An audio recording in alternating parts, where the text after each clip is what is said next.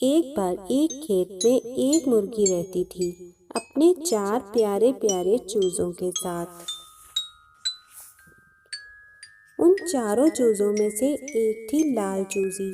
وہ تھی بہت ہی چلبلی سی، لیکن چوزی تھی بہت ذمہ دار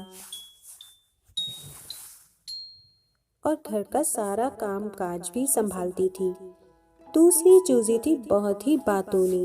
وہ چوزی سارا دن دوسرے جانوروں سے باتیں کرنے میں اور کھیلنے میں اپنا ٹائم گزارتی تھی۔ تیسری چوزی کو ہر وقت بس اپنی خوبصورتی کی فکر رہتی تھی۔ وہ ہر وقت اپنے پروں کو سنوارتی رہتی اور اپنے ناخنوں کو صاف کرتی رہتی تھی۔ چوتھی چوزی تھی بہت ہی زیادہ سست۔ وہ جب بھی جہاں بیٹھتی وہیں اس کو نیند آ جاتی تھی اور سارا دن وہ سوتی رہتی تھی۔ لال چوزی اپنی ماں کے سارے کاموں میں اپنی ماں کا ہاتھ بٹایا کرتی تھی اور پورا دن اپنی ماں کے ساتھ مل کر سارے کام کیا کرتی تھی۔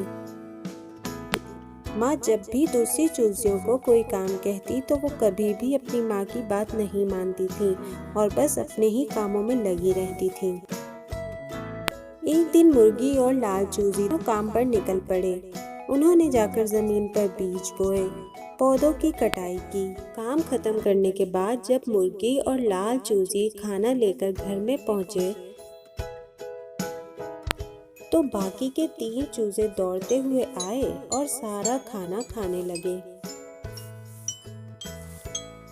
دن یوں ہی گزر رہے تھے۔ روزانہ مرغی اور لال چوزی کھانا لے آتے اور باقی چوزے بنا محنت کیے وہ کھانا کھانے لگتے تھے۔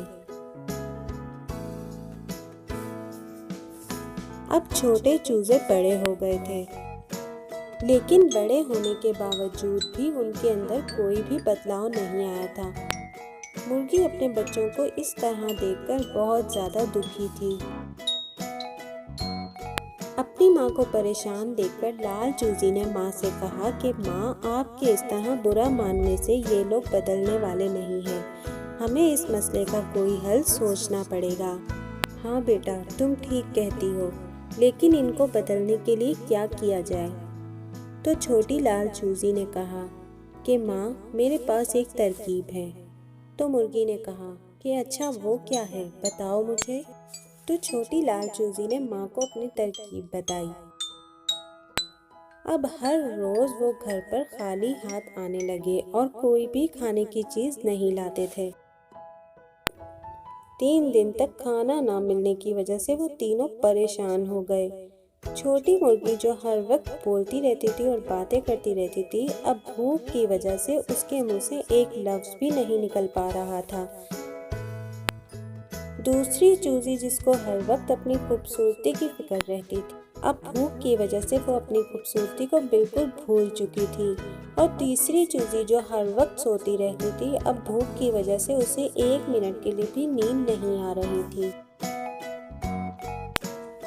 آج وہ تینوں اپنی ماں کا بے صبری سے انتظار کر رہے تھے۔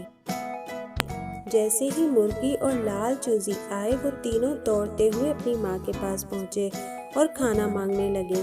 تو ان کی ماں نے کہا کہ میں اور تمہاری بہن اتنا کام روزانہ نہیں کر سکتے۔ اگر تمہیں کھانا چاہیے تو تمہیں بھی کل سے ہمارے ساتھ کام پر جانا ہوگا۔ اگر تم تینوں ہماری مدد کرو گے تو کام آسان ہو جائے گا۔ ان تینوں چوزوں نے حامی بھری اور اپنی ماں کی بات مان لی اور کہا کہ ٹھیک ہے، ہم بھی کل سے آپ کے ساتھ کام پر جائیں گے۔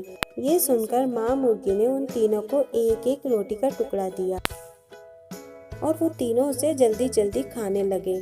کھانا کھا کے انہیں کچھ سکون کا سانس آیا۔ اس دن کے بعد سے وہ تینوں اپنی بہن اور اپنی ماں کے ساتھ کام پر جانے لگے اور ہر کام میں اپنی ماں کا ہاتھ بٹانے لگے۔ ماں مرغی اپنے چاروں چوزوں کو دیکھ کر بہت خوش تھی اور لال چوزی بھی بہت خوش تھی کہ اسے اپنی بہنوں کے ساتھ ٹائم گزارنے کا موقع مل رہا تھا۔ تو دیکھا بچوں آپ نے، ہمیں سستی سے کوئی بھی کام نہیں کرنا چاہیے، بلکہ ہمیشہ اپنے گھر والوں کا ساتھ دینا چاہیے اور اپنے گھر والوں کا ہر کام میں ہاتھ بٹانا چاہیے۔